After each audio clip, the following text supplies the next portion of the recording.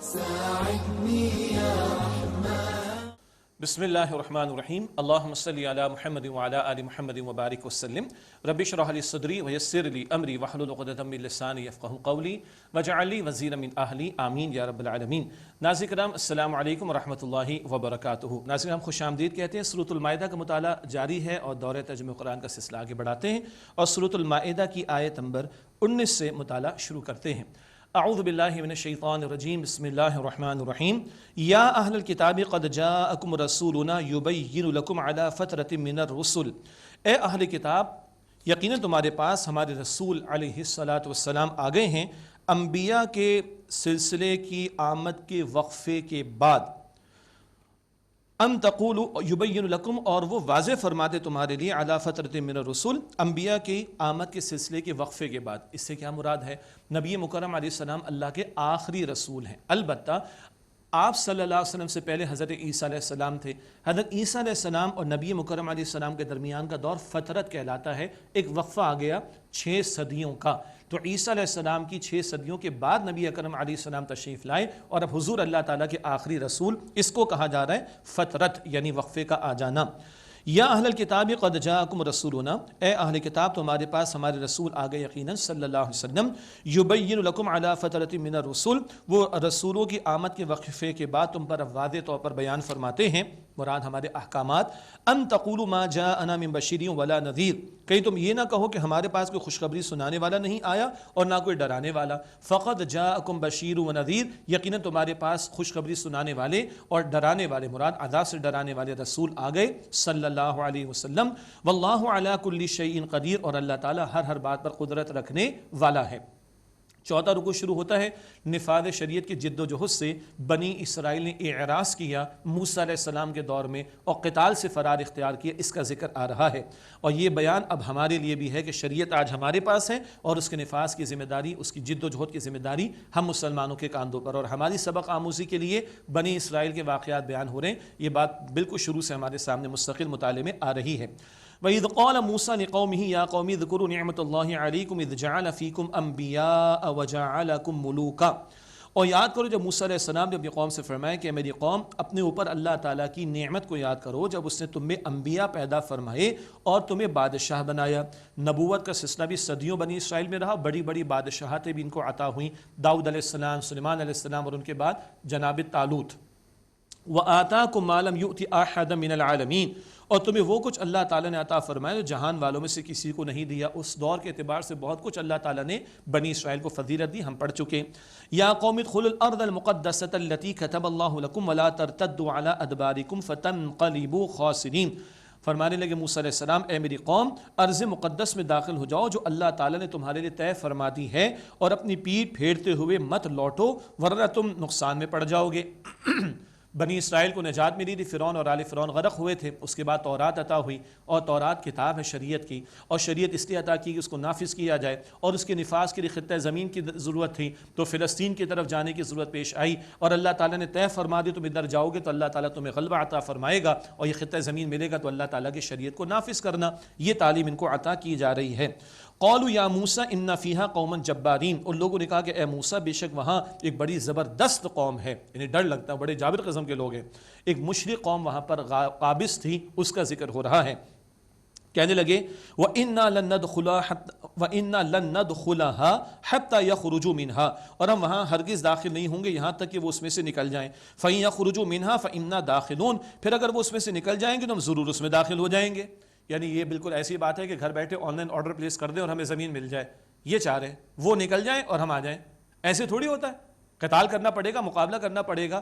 یہ سہل پسندی کا شکار ہو گئے اور فرار اختیار کرنا چاہ رہے ہیں. قال رجلان من الذين يخافون انعم الله عليهم ادخلوا عليهم الباب ڈرنے والوں میں سے 2 آدمیوں نے کہا جن دونوں پر اللہ تعالیٰ نے انعام فرمایا تھا کہ تم ان پر دروازے کی طرف سے حملہ کر کے داخل ہو جاؤ. یہ 2 افراد کون ہیں؟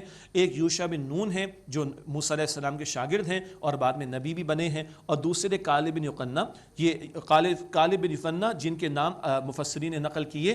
تو ان 2 حضرات نے کہا قوم کو ترغیب دلائی کہ چلو اور آگے سے حملہ کر کے داخل ہو جاؤ اس کے اندر اللہ کا نام لے کر آگے بڑھو. فَإِذَا دَخَلْتُمُوهُ فَإِنَّكُمْ غَالِبُونَ بس جب تم اس میں داخل ہو جاؤ گے تو تم ہی غالب رہو گے۔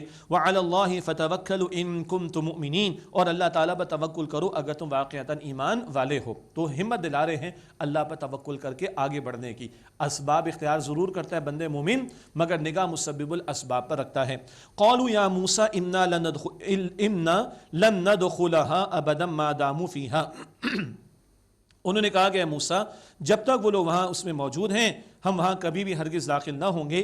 فاذهب انت وربك فقاتلا انا هاهنا قاعدون، اے موسیٰ تم جاؤ اور تمہارا رب تم دونوں جاؤ اور لڑو، انا هاهنا قاعدون، ہم تو یہیں بیٹھے رہیں گے۔ یہ ہیں جو انہوں نے بزدلی کا اظہار کیا اور کورا جواب دے دیا اور قتال فی سبیل اللہ کے تقاضے سے فرار اختیار کیا۔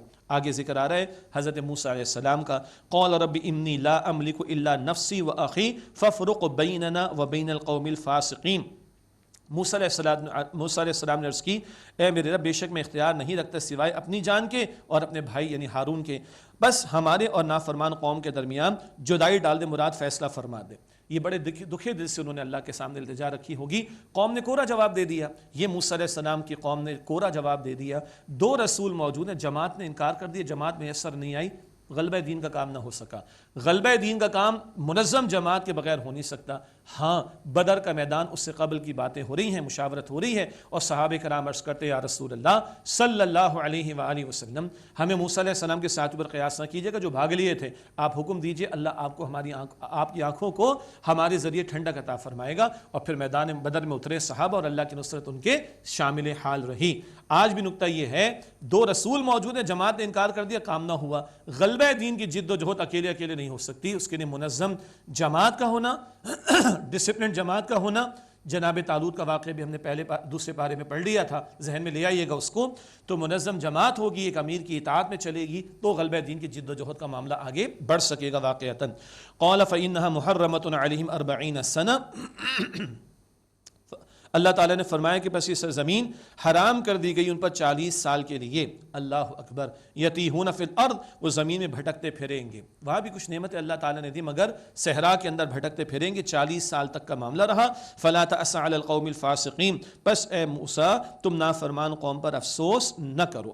یہ 40 سال گزرے، پھر موسیٰ علیہ السلام اور جناب ہارون علیہ السلام ان کی وفات کا معاملہ ہو گیا، پھر یوشع بن نون تھے ان کا بھی وفات کا معاملہ ہوا، پھر سموئیل نبی کا دور آیا، اور پھر وہ طالوت والا واقعہ جو 40 برس کے بعد معاملہ ہوا، اور پھر اللہ تعالیٰ نے ان کو آگے غلبہ عطا فرمایا، مگر جب انکار کیا تو 40 برس سے زمین میں صحرا میں بھٹکتے چھوڑ دیے گئے تھے۔ اس کے بعد 5واں رکوع ہے، اور اس رکوع میں بھی 2 بھائیوں کا ذکر ہے، سبحان اللہ۔ پچھلے رکوع میں ہارون علیہ السلام، موسیٰ علیہ السلام جیسے بھائیوں کا ذکر، اللہ کے فرما بردار تھے، اللہ کے لیے محنت کرنے والے تھے اور آپس میں محبت بھی رکھتے تھے۔ مگر اگلے رکوع میں حابیل و قابیل کا واقعہ ہے، آدم علیہ السلام کے 2 بیٹوں کا ذکر، جن کے درمیان ایک اختلاف رائے، جھگڑا اس کی شکل اختیار وہ کر گیا اختلاف رائے، اور اس کو طے سے کرنے کو کہا گیا کہ قربانی پیش کرو، جس کی قربانی قبول ہو جائے گی وہ حق پر ہوگا۔ یہ واقعہ ہے جو اب اللہ تعالیٰ بیان فرما رہے ہیں۔ البتہ اس واقعے میں قابیل نے حابیل کو قتل کیا تھا تو حسد کا مارا بھائی اپنے بھائی کو قتل تک کر ڈالتا ہے۔ اس حسد کی بیماری کا اظہار ہو رہا ہے اور ذکر ہو رہا ہے بنی اسرائیل کے لیے جنہوں نے حسد کیا تھا نبی مکرم صلی اللہ علیہ وآلہ وسلم سے۔ اس پس منظر میں اگلی آیات ہیں۔ وَاتْلُ عَلَيْهِمْ نَبَأَ بَنِي آدَمَ بِالْحَقِّ، اور انہیں اے نبی صلی اللہ علیہ وسلم آدم علیہ السلام کے 2 بیٹوں کا واقعہ سنائیے۔ اذ قربا قربانا فتقبل من احدهما ولم يتقبل من الاخر، جب ان دونوں نے کچھ قربانی پیش کی تو ان میں سے ایک کی قبول کر لی گئی اور دوسرے کی قبول نہیں کی گئی۔ قربانی کیا شے ہے؟ اللہ کے قرب کے حصول کا ذریعہ، اور اس وقت معاملہ یہ تھا کہ آسمان سے آگ آتی کھا جاتی، جیسے پچھلے ادوار کا ذکر اشارتاً پہلے آ چکا۔ خیر ہوا یہ تھا کہ نزاع کا معاملہ پیدا ہوا، جھگڑے کا معاملہ پیدا ہوا دونوں بھائیوں میں، حابیل اور قابیل میں، آدم علیہ السلام کے 2 بیٹے، اور اس کی شکل یہ بنی کہ قربانی پیش کرو، جس کی قبول ہو جائے گی وہ حق پر ہوگا، جس کی قبول نہیں ہوگی وہ ناحق پر ہوگا۔ ولم يتقبل من الاخر، ایک کی قبول کر لی گئی دوسرے کی قبول نہ کی گئی۔ قال لاقتلنک، تو اس نے دوسرے نے کہا کہ میں تجھے ضرور قتل کر دوں گا، یعنی حابیل کی قبول ہو گئی وہ حق پر تھا، قابل نہ مانا، اس نے کہا کہ میں تجھے، حابیل کو کہا میں تجھے قتل کر دوں گا۔ قال انما يتقبل اللہ من المتقین، تو حابیل نے کہا کہ بے شک اللہ تعالیٰ تو متقین ہی سے قبول فرماتا ہے۔ قربانیوں میں تقوی مطلوب ہے۔ یہ جو ہمارے یہاں قربانیاں ہوتی ہیں نا بقر عید کے موقع پر، اللہ قبول فرمائے، مگر اب تو فوٹو سیشن سے آگے، ویڈیو سیشن سے آگے باقاعدہ لوگوں کو ٹائمنگ دی جاتی ہے کہ اس ٹائم پر آ کر آپ ہمارے جانور دیکھیے گا، ایک دکھاوا نہ جانے کیا کچھ چل رہا ہے۔ یہ غلط چیزیں ہیں۔ تقوی مطلوب ہے، تقوی کی کیفیات ہونی چاہیے، خوف خدا دل میں ہونا چاہیے، رضا الہی پیش نظر ہونی چاہیے۔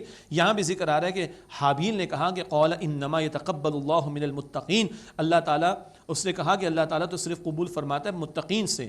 لئن بسطت الی یدک لتقتلنی ما انا بباسط یدی الیک لاقتلک، حابیل کہتا ہے اگر تو میری طرف اپنا ہاتھ مجھے قتل کرنے کے لیے بڑھائے گا تو میں اپنا ہاتھ تیری طرف بڑھانے والا نہیں ہوں کہ تجھے قتل کر دوں۔ کیا مطلب؟ میں پہل نہیں کروں گا، میں اس برے کام کے اندر پہل نہیں کر سکتا۔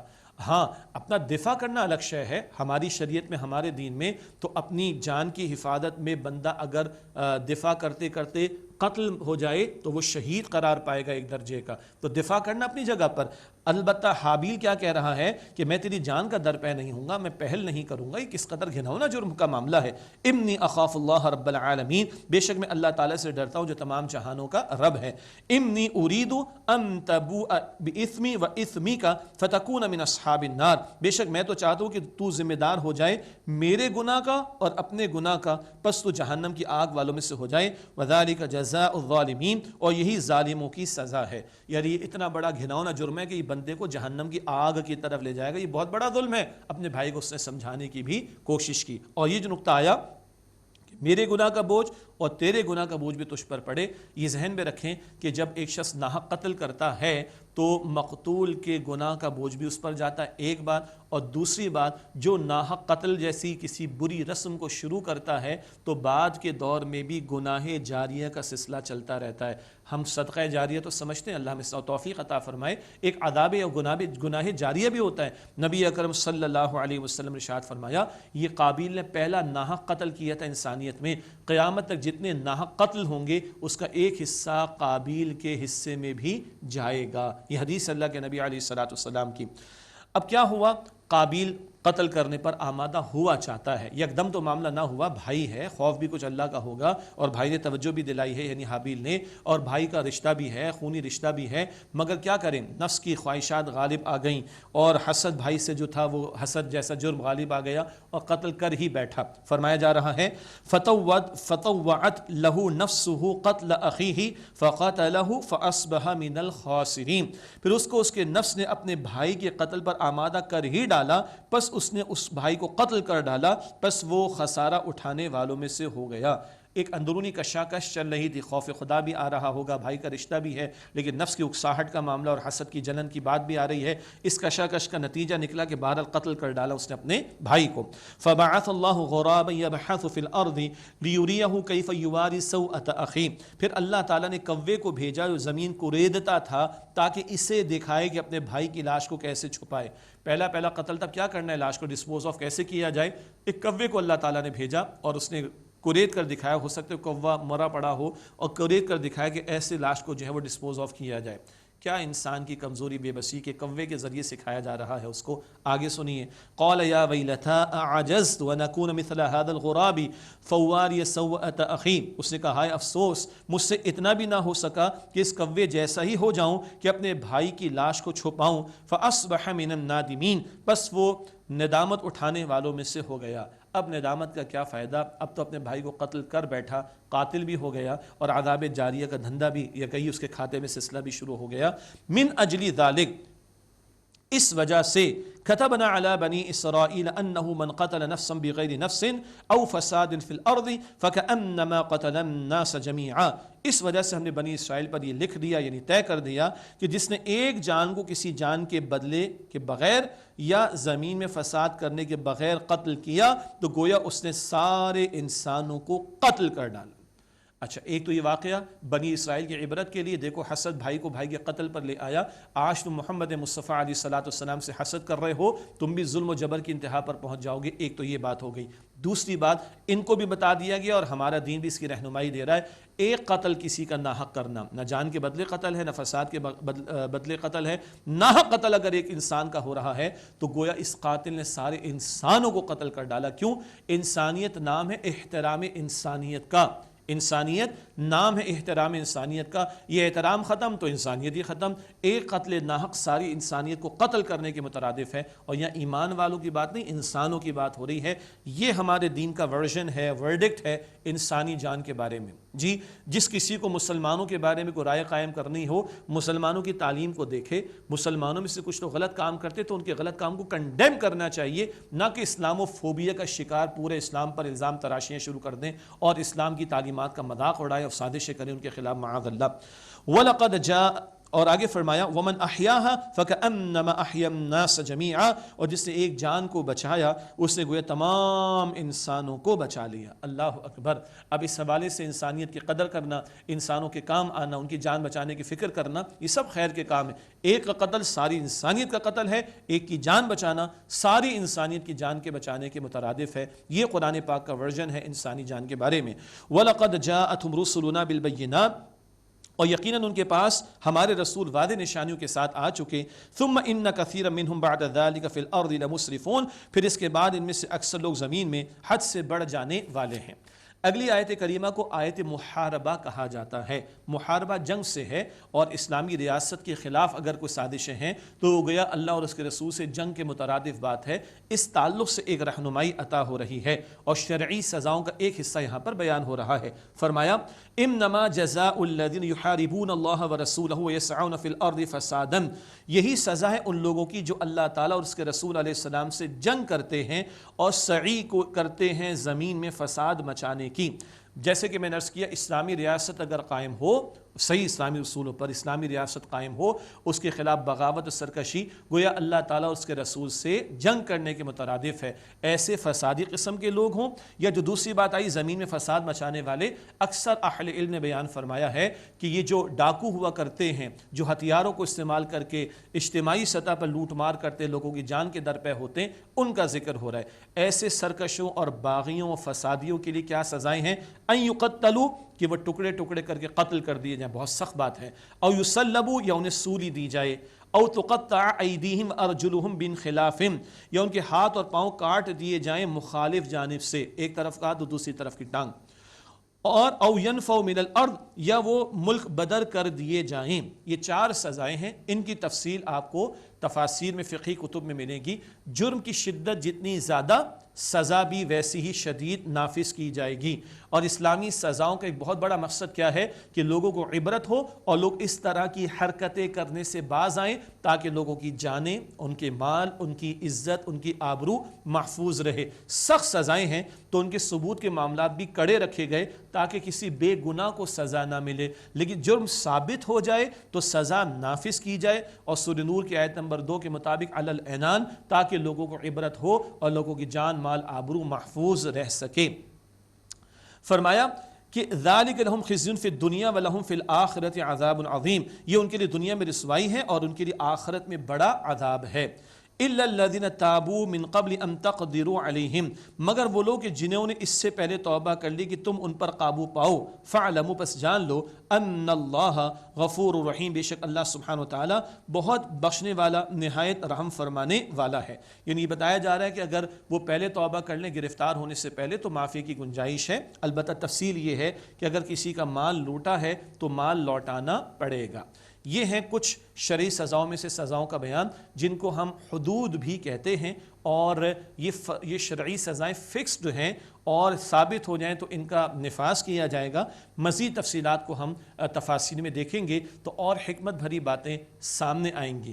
حدود کی سزائیں کچھ ہیں جو فکس کی گئی ہیں، اور اکثر و بیشتر معاملات وہ تعزیرات کے ذیل میں آتے، جرم کی نوعیت کے مطابق وقت کا جج جو ہے وہ سزا نافذ کرے گا۔ اور سزاؤں کی حکمت کیا ہے؟ جرائم کی بے کنی ہو، لوگوں میں عبرت پیدا ہو اور لوگ جرائم سے بچیں تاکہ لوگوں کی جان، مال، آبرو وغیرہ محفوظ رہ سکے۔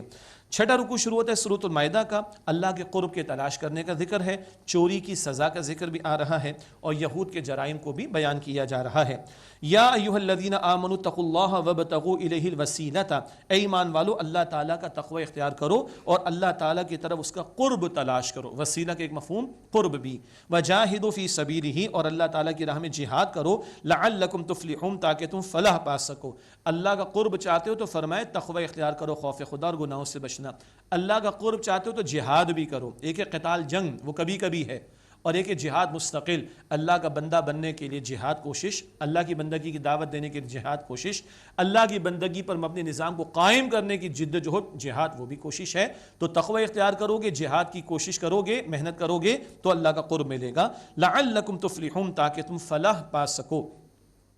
ان الذين كفروا لو ان لهم ما في الارض جميعا ومثله معه ليفتدوا به من عذاب يوم القيامه ما تقبل منهم، جن لوگوں نے کفر کیا جو کچھ زمین میں ہے اگر سب کا سب اور اس کے ساتھ اور اتنا ہی ان کے ساتھ ہو کہ وہ اس کو قیامت کے دن عذاب کے فدیے میں دے دیں تو ما تقبل منهم، ان سے قبول نہیں کیا جائے گا۔ اول تو کچھ ہوگا نہیں لوگوں کے پاس، لیکن دینا چاہیں گے بھی تو ان سے قبول نہیں کیا جائے گا۔ یہ کل کی ذلت اور رسوائی ہے۔ آج مہلت عمل ہے، بندہ ایمان لا کر نیک اعمال کے تقاضے پورے کرے، تقوی اور جہاد کے تقاضے پورے کرے، اسی میں خیر ہے۔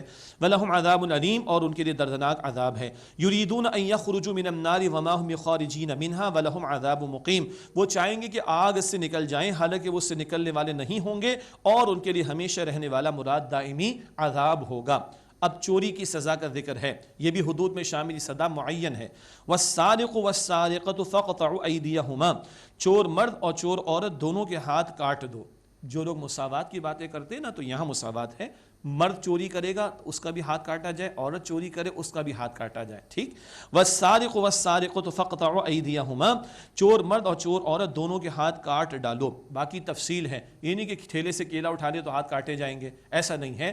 ایسا مال کہ جس کی کچھ ویلیو بھی ہو، تفسیر ہے فقہی اعتبار سے، اور پھر وہ محفوظ بھی ہو اور وہاں چوری کی جائے تو اور جرم ثابت بھی ہو جائے، پھر سزا کے نفاذ کا معاملہ آئے گا۔ ہمارے معاشرے میں بعض لوگوں کو ان سزاؤں سے بڑی پریشانی، اللہ کرے گا اور پریشانی ہو، کیا مطلب؟ بڑے پریشان ہیں لوگ، سزائیں دی جائیں گی تو ہاتھ کٹ جائیں گے۔ بھائی آپ کو چوری کرنی ہے نہیں تو آپ پریشان کیوں ہو رہے ہیں؟ ہاں، وہ ڈاکوؤں کی سزا نافذ کی جائے گی تو قتل ہو جائیں گے لوگ، سولی دے دی جائے گی، آپ نے ڈاکے ڈالنے نہیں تو آپ پریشان کیوں ہیں؟ پریشان تو وہ ہونا ان سزاؤں سے کہ جس نے چوری کرنی ہے، ڈاکے ڈالنے، قتل کرنا ہے کسی کو۔ بات سمجھ آ رہی ہے جی؟ سمپل سی لاجک ہے، سمپل سی بات ہے۔ اور پھر یہ سزائیں کیوں ہیں؟ عبرت حاصل ہو تاکہ لوگ گناہوں سے اپنے آپ کو بچائیں۔ پھر عرض کر رہا ہوں، جان مال عزت آبرو لوگوں کی محفوظ رہ سکے۔ فرمایا کہ وَالسَّارِقُ وَالسَّارِقَةُ فَاقْطَعُوا أَيْدِيَهُمَا، چور مرد اور چور عورت دونوں کے ہاتھ کاٹ دو۔ سیدھا اگر چوری کریں گے تو سیدھا ہاتھ پہلے کاٹا جائے گا، اس کی پھر مزید تفصیلات فقہی اعتبار سے کتابوں میں دیکھی جا سکتی ہیں۔ جزاء بما کسب نکالا من اللہ، یہ سزا ہے اس کی جو انہوں نے عمل کیا برا، اور عبرت ہے اللہ تعالیٰ کی طرف سے۔ یہ عبرت ہوگی نا، 2-4 پر بھی نافذ ہو تو کروڑ کی عبرت کے لیے کافی ہے۔ آج ہزاروں جرائم کی خبریں تو فوراً نشر ہو رہی ہیں، پورا ہفتے بھر نشر ہو رہی، سزا ایک نافذ نہیں، 1-2 مرتبہ بھی سزا نافذ ہوگی اور 7 دن اس کو نشر کر دے، پھر دیکھیں لوگوں کی جان بھی محفوظ، مال بھی محفوظ، آبرو بھی محفوظ انشاءاللہ۔ یہ آبرو کا جو ذکر آ رہا ہے وہ تہمت لگانے والوں کو بھی کوڑے مارے جائیں گے، سورہ نور میں پڑھیں گے انشاءاللہ۔ تو جان مال عزت کے آبرو یہ بڑے اہم مقاصد ہیں ان سزاؤں کے نفاذ میں۔ واللہ عزیز الحکیم، اور اللہ تعالیٰ غالب حکمت والا ہے۔ فمن تاب من بعد ظلمہ واصلح فان اللہ یتوب علیہ، پس جس نے توبہ کی اپنے ظلم کے بعد اور اصلاح کر لی تو بے شک اللہ تعالیٰ اس کی توبہ قبول فرماتا ہے۔ ہاں ادھر سزا نافذ ہو گئی تو وہ تو نافذ ہوگی، جرم ثابت ہوگا، سزا نافذ ہوگی، پھر توبہ کر لے تو آخرت کی پکڑ سے بچ جائے گا۔ ان اللہ غفور رحیم، بے شک اللہ تعالیٰ بہت بخشنے والا، نہایت رحم فرمانے والا ہے۔ الم تعلم ان اللہ لہ ملک السماوات والارض، کیا تم نہیں دیکھتے، کیا تم نہیں جانتے، الم تعلم کیا تم نہیں جانتے کہ اللہ تعالیٰ ہی کے لیے آسمان و زمین کی بادشاہت ہے۔ یعذب من یشاء ویغفر لمن یشاء، اللہ تعالیٰ جسے چاہے عذاب دو، جس کو چاہے بخش دے۔ واللہ علی کل شیء قدیر، اور اللہ تعالیٰ ہر بات پر قدرت رکھنے والا ہے۔ یا ایھا الرسول لا يحزنك الذين يسارعون في الكفر من الذين قالوا آمنا بافواههم ولم تؤمن قلوبهم. اے نبی صلی اللہ اے رسول علیہ الصلوۃ والسلام، آپ کو وہ لوگ غمگین نہ کریں جو کفر میں تیزی دکھاتے ہیں، وہ لوگ جو اپنے منہ سے کہتے ہیں ہم ایمان لائے حالانکہ ان کے دل ایمان نہیں لائے. یہ ہے منافقین. یہود میں سے بھی منافقین کچھ ہوئے، زبان کا دعویٰ تھا، دل میں ایمان نہیں تھا. ومن الذین ہادوا، اور وہ جو یہودی ہوئے، سماعون للکذب سماعون لقوم آخرین لم یأتوک، وہ جھوٹ کے لیے جاسوسی کرتے ہیں اور وہ جاسوس ہیں دوسری جماعت کے جو ابھی آپ تک نہیں آئے. یحرفون الکلم من بعد مواضعہ، وہ کلام کو بدل دیتے ہیں اس کے صحیح معنوں سے، وہی زبان کو مروڑ کر باتیں کرنا. اور فرمایا کہ یقولون ان اوتیتم ھذا فخذوہ وان لم تؤتوہ فاحذروا، کہتے ہیں اگر تمہیں یہ فیصلہ دیا جائے تو اس کو قبول کر لو اور اگر تمہیں یہ نہ دیا جائے تو اس سے بچو. پس منظر میں ایک سے زائد واقعات ہیں اور یہ کچھ یہود کے لوگ تھے جو نبی علیہ السلام کے پاس کو فیصلہ لینے کو آئے. ایک ذکر یہ بھی کیا گیا ان کے یہاں بھی رجم کی سزا موجود تھی، شادی شدہ مرد یا عورت زنا کرے تو سنسار کرنے کا معاملہ. یہ اس میں کچھ تخفیف چاہتے تھے، کمی چاہتے تھے. تورات میں تو یہی تھی، حضور کے پاس آ گئے، شاید یہاں پہ کچھ اور معاملہ ہو جائے گا. اس تناظر میں ذکر آ رہا ہے کہ اپنے مطلب کا فیصلہ تمہیں ملے تو لینا ورنہ نہ لینا. پس منظر میں واقعات کئی ایک ہیں جو تفاسیر میں ہم دیکھ سکتے ہیں. نیک نیت ہی نہیں تھی، اگر نیک نیت ہی ہوتی تو تورات کا حکم مان لیتے. فرمایا کہ وَمَن يُرِدِ اللَّهُ فِتْنَتَهُ فَلَن تَمْلِكَ لَهُ مِنَ اللَّهِ شَيْئًا، اور جس کو اللہ سبحانہ وتعالیٰ گمراہ کرنے کا فیصلہ فرما دے تو آپ اس کے لیے کوئی اختیار اللہ تعالیٰ کے ہاں نہیں رکھتے. ہدایت دینا نہ دینا، گمراہ کرنے کا فیصلہ کرنا، یہ اختیار اللہ کا. أُولَٰئِكَ الَّذِينَ لَمْ يُرِدِ اللَّهُ أَن يُطَهِّرَ قُلُوبَهُم، یہ وہ لوگ ہیں جنہیں اللہ تعالیٰ نے نہیں چاہا کہ ان کے دلوں کو اللہ پاک کرے. لَهُمْ فِي الدُّنْيَا خِزْيٌ وَلَهُمْ فِي الْآخِرَةِ عَذَابٌ عَظِيمٌ، ان کے لیے دنیا میں رسوائی ہے اور ان کے لیے آخرت میں بڑا عذاب ہے. یہ یہود کا تذکرہ چل رہا ہے، اگلی آیات میں مزید ان کے تعلق سے کلام آئے گا. ناظرین کرام، اسی پر آج کے مطالعے کا ہم اکتفا کرتے ہیں. اللہ تعالیٰ سے آئیے مختصر ہم دعا کرتے ہیں. بسم اللہ الرحمن الرحیم. اللہم صلی علی محمد وعلی آل محمد وبارک وسلم. ربنا تقبل منا انك انت السميع العليم وتب علينا انك انت التواب الرحيم. ربنا لا تزغ قلوبنا بعد اذ هديتنا وهب لنا من لدنك رحمة انك انت الوهاب. اے ہمارے رب، ہماری ساری محنت کو اپنی بارگاہ میں اپنے فضل سے قبول فرما. یا اللہ، ہم سب کی، ہمارے ماں باپ کی، ہمارے گھر والوں کی اور تمام مسلمانوں کی مغفرت فرما. اے اللہ، ہمارے ساتھیوں میں، گھرانوں میں جو لوگ بیمار ہیں، اے اللہ سب بیماروں کو اپنے فضل سے مکمل صحت یابی عطا فرما. اے اللہ، ہمارے والدین، ہمارے بزرگ، ہمارے گھرانوں میں سے جو مسلمان دنیا سے تشریف لے گئے، اللہ ان سب کی مغفرت فرما. اے اللہ، ہمیں آخرت کا طلبگار بنا، اپنے دین کی خدمت کے لیے قبول فرما. اے اللہ، ہم سب کو اسلام پر زندہ رکھ، ہمیں ایمان پر خاتمہ عطا فرما. اے اللہ، ہمارے حساب کو آسان فرما دے. اے اللہ، جہنم سے آزاد فرما دے. اے اللہ، روز قیامت نبی اکرم صلی اللہ علیہ وسلم کی شفاعت نصیب فرما. یا اللہ، ہم سب کو جنت الفردوس عطا فرما. وصلی اللہ علی النبی الکریم وعلی آلہ واصحابہ اجمعین برحمتک یا ارحم الراحمین. يا رحمن